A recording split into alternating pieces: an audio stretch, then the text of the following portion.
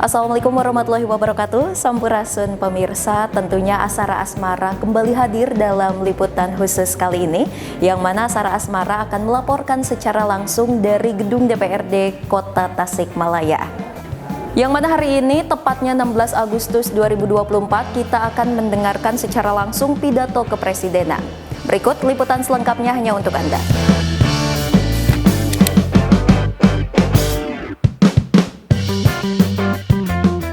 Momentum HUT ke-79 Republik Indonesia mulai terasa semarak di seluruh wilayah Indonesia. Sebagai agenda tahunan, digelar rapat paripurna mendengarkan pidato kenegaraan Presiden Republik Indonesia dalam rangka HUT ke-79 RI di gedung DPRD Kota Tasikmalaya pada Jumat 16 Agustus 2024. Nampak dalam kegiatan tersebut seluruh unsur Forkopimda, anggota dewan, pejabat daerah, tokoh masyarakat, dan tokoh agama, serta unsur lainnya. Rapat paripurna dibuka Ketua DPRD Kota Tasikmalaya Haji Aslim SH MSI.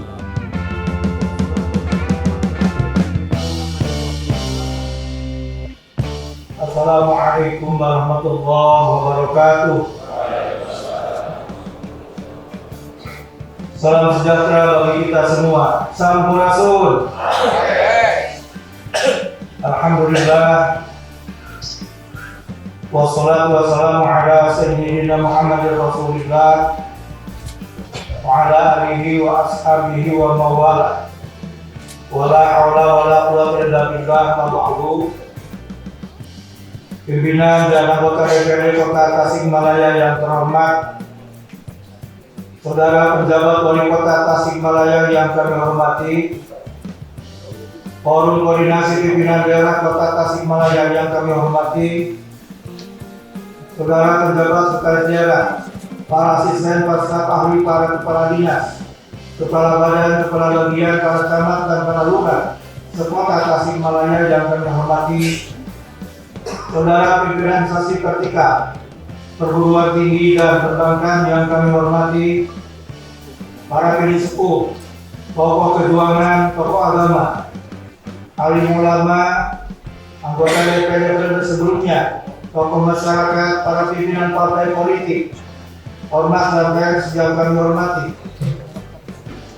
Dengan diawali ucapan Bismillahirrahmanirrahim, rapat paripurna saya buka dan dinyatakan terbuka untuk umum. Usai dibuka Ketua DPRD, para peserta rapat paripurna pun dengan hikmat mengikuti dan mendengarkan rangkaian acara di Gedung Nusantara, Jakarta Pusat. Pengantar sidang dibawakan oleh Ketua MPR RI Bambang Susatyo. Bambang menuturkan momentum HUT ke-79 RI harus dijadikan wahana introspeksi untuk kembali meninjau makna kemerdekaan. Indonesia yang ingin menjadi negara maju di tahun 2045 merupakan cita-cita besar yang harus digapai bersama. Majelis mengapresiasi kinerja Jokowi dan Ma'ruf Amin yang sudah mendorong Indonesia untuk maju ke arah yang lebih baik. Majelis pun berpesan kepada Presiden terpilih Prabowo beserta wakilnya untuk bisa meneruskan pembangunan dengan sebaik-baiknya. Dalam konteks inilah kita patut menyampaikan apresiasi dan penghargaan setinggi-tingginya atas kiprah para pemimpin bangsa dari generasi ke generasi yang kami rangkum dalam rangkaian pantun. Bunga melati mekar berseri, warna putih harum mewangi, penghargaan untuk para pemimpin negeri, merah putih tetap tegak berdiri. Soekarno proklamator yang cerdas berani, Soeharto pembangunan dimulai, Habibie teknologi dibangun tinggi, Gus Dur pluralisme lestari, Megawati konstitusi tegak berdiri, SBY demokrasi yang murni, Jokowi infrastruktur terintegrasi, dan Prabowo legasi kebangsaan terpatri. Dalam sidang tersebut, Ketua DPR RI Puan Maharani juga turut menyampaikan sepatah dua patah kata dalam menyambut HUT RI ke-79. Puan memaparkan banyak hal terkait memaknai dan potret pemilu 2024 yang sudah berjalan. Puan menilai, pemilu yang berkualitas tak cukup dinilai dari partisipasi saja, tapi dari kebebasan rakyat untuk memilih, jujur, adil, tanpa paksaan dan rasa takut. Puan berpesan kepada para penguasa negara untuk bisa lebih pro terhadap rakyat. Misalnya jangan ada anggapan no viral, no justice di masyarakat. Negara harus hadir di tengah masyarakat. Semua harus memiliki kesamaan visi untuk membangun Indonesia yang berkarakter kuat. Puan turut mengapresiasi pemerintahan Jokowi yang sudah melakukan pembangunan di berbagai bidang. Kesempatan ini kami sampaikan kinerja pembentukan undang-undang periode keanggotaan DPR RI hingga saat ini, yaitu terdapat 126 undang-undang yang telah selesai dibahas DPR RI bersama dengan pemerintah. Melalui alat kelengkapan DPR RI dengan rincian sebagai berikut. Komisi 1, 8 undang-undang.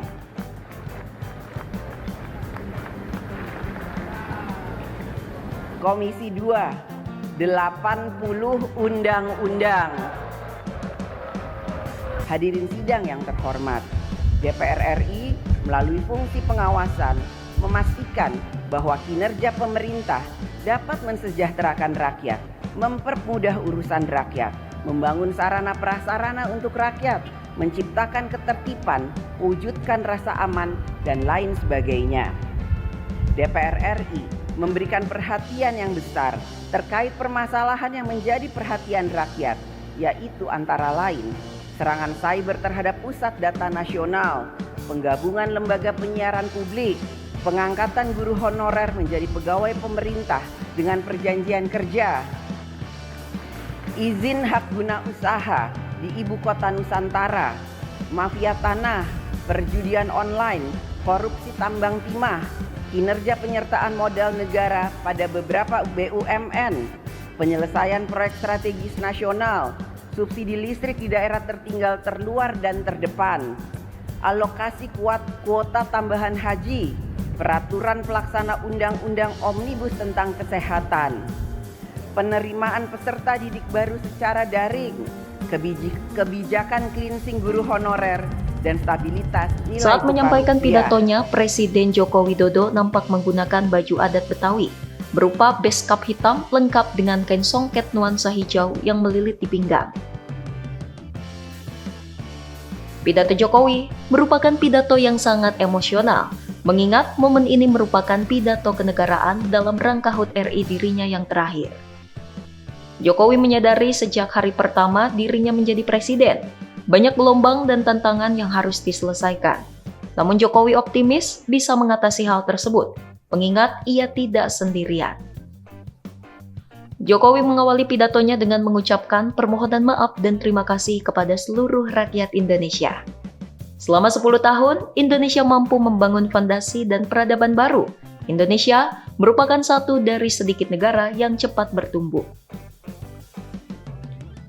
Indonesia mengambil langkah besar dengan tidak mengekspor bahan mentah, tapi mengolahnya dulu di dalam negeri. Gotong royong membawa Indonesia melompat lebih tinggi. Jokowi menghargai dan mengapresiasi seluruh lembaga negara dan masyarakat yang sudah bekerja keras bersamanya dalam membangun negeri. Assalamualaikum warahmatullahi wabarakatuh.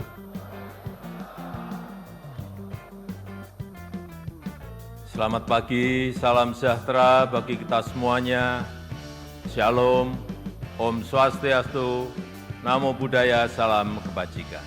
Sebuah tanggung jawab dan kepercayaan besar yang tidak pernah kami bayangkan sebelumnya. Sebuah mandat dan amanah besar yang tidak pernah kami pikirkan sebelumnya. Sejak hari pertama saya menerima amanah ini, saya sangat menyadari akan ada banyak gelombang yang harus dihadapi. Akan banyak tantangan yang harus diselesaikan. Tapi dari awal saya juga yakin dan sangat percaya bahwa saya tidak sendirian. Ada cita-cita dan harapan masyarakat. Ada dukungan dan doa dari rakyat yang selalu mengiringi dan menguatkan. Senyum, sapa, dan doa Bapak, Ibu, dan saudara-saudara sebangsa setanah air semua adalah sumber kekuatan saya, dan hari ini 16 Agustus 2024 di momen terakhir saya dan Profesor Kiai Haji Ma'ruf Amin berdiri di sini. Izinkan kami menyampaikan terima kasih yang tulus, terima kasih yang sebesar-besarnya kepada Bapak Ibu semua, kepada seluruh rakyat Indonesia dimanapun berada, yang selama 10 tahun ini telah dengan kuat bersama-sama melintasi tantangan demi tantangan, menapaki langkah demi langkah, dan menghadapi terjadinya perubahan demi perubahan. Sehingga kita sebagai sebuah bangsa yang besar bisa sampai pada titik ini. Titik yang bisa menjadi titik lontar untuk menggapai kemajuan bersama di masa yang akan datang.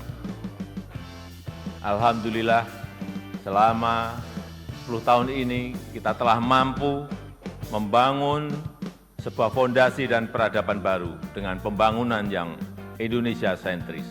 Membangun dari pinggiran, membangun dari desa, membangun dari daerah terluar, sehingga sampai saat ini kita telah membangun 366.000 km jalan desa. 10 tahun kepemimpinannya, Jokowi mengaku bahwa sangat mungkin ada yang luput dari pandangannya. Di penghujung masa jabatan ini, dengan nada haru, Jokowi dan Ma'ruf Amin menyampaikan permohonan maaf jika ada masyarakat yang kecewa atau harapannya belum bisa direalisasikan di masa kepemimpinannya. Bapak, Ibu, saudara-saudara sebangsa dan setanah air,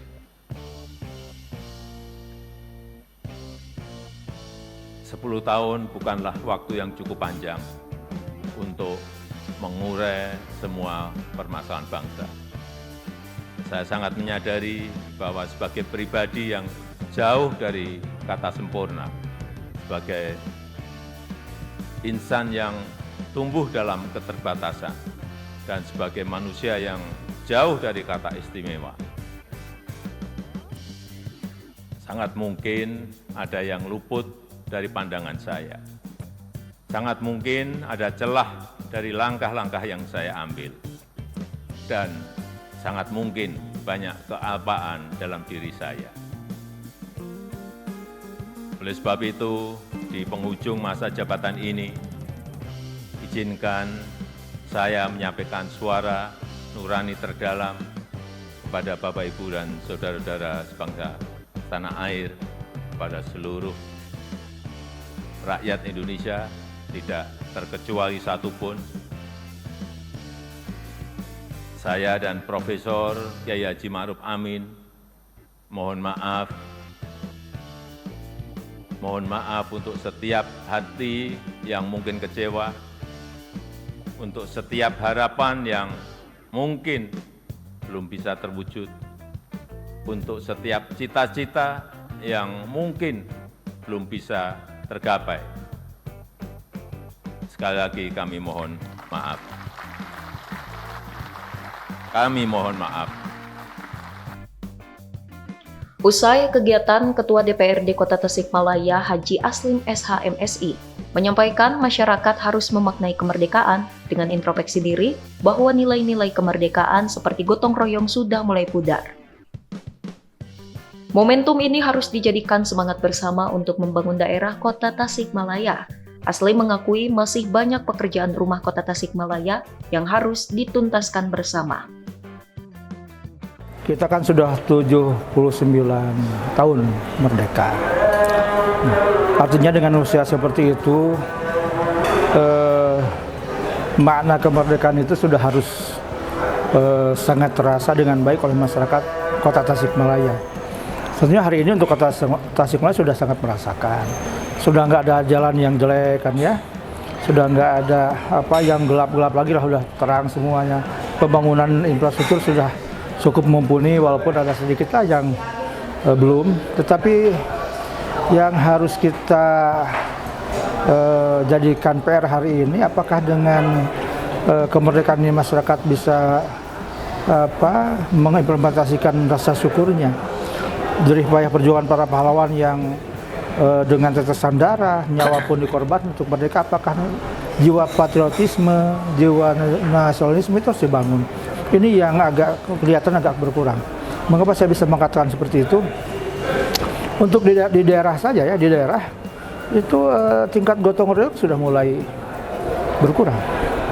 Ya, tingkat gotong royong di daerah sudah cukup mulai berkurang. Dulu kan kalau orang bangun masjid rame-rame, kalau ada rumah yang rubuh rame-rame bantu, ada solokannya rusak rame-rame, dan yang lainnya. Ini kultur gotongan itu harus menjadi PR hari ini. Kita nggak bisa bukan hal yang sederhana kita menyampaikan masalah gotong royong. Sebab kemerdekaan ini berhasil berkat kerja sama gotong royong yang baik. Ini harus betul-betul menjadi PR kita. PJ Wali Kota Tasikmalaya C.K. Firguansyah berharap momentum kemerdekaan bisa diisi dengan hal-hal positif sesuai fungsi dan perannya masing-masing. C.K. berharap Kota Tasikmalaya bisa lebih maju dari segala hal, dan semangat kemerdekaan ini bisa disalurkan dalam upaya bersama membangun Kota Tasikmalaya. Yang pertama, selamat Hari Kemerdekaan. Nanti besok kita akan melakukan rangkaian kegiatannya mulai dari hari ini.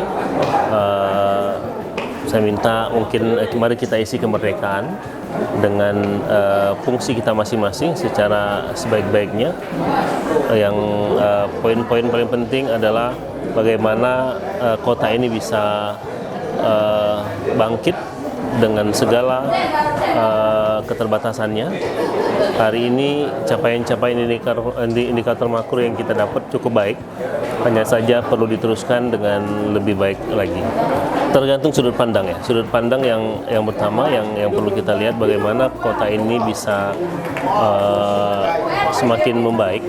Contohnya misalnya ketika awal kota ini berdiri, setidaknya angka kemiskinan kita itu di angka 26%-an ya. Hingga sejak 2 tahun yang lalu itu turun dari 13,3 menjadi 12,72, 11,53.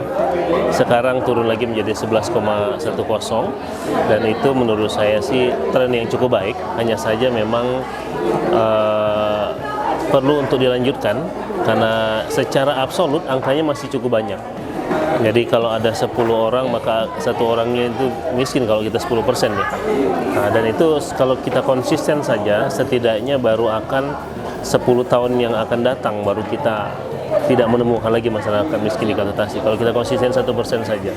Untuk itu perlu keberlanjutan yang konsisten untuk memastikan Kota Tasik kita entaskan kemiskinannya. Dengan keberlanjutan, Indonesia bisa melompat untuk menggapai cita-cita menjadi Indonesia Emas 2045. Kepada Prabowo, Jokowi berpesan bahwa tahun 2025 selanjutnya Prabowo yang akan berpidato. Jokowi menyerahkan semua cita-cita dan harapan seluruh warga Indonesia kepada Prabowo. Dirgahayu Republik Indonesia, Merdeka! Pemirsa, tadi kita telah menyaksikan secara bersama pidato kepresidenan yang mana disampaikan oleh Presiden Joko Widodo, dan beliau juga tadi menyinggung soal ketahanan pangan dan kesejahteraan masyarakat.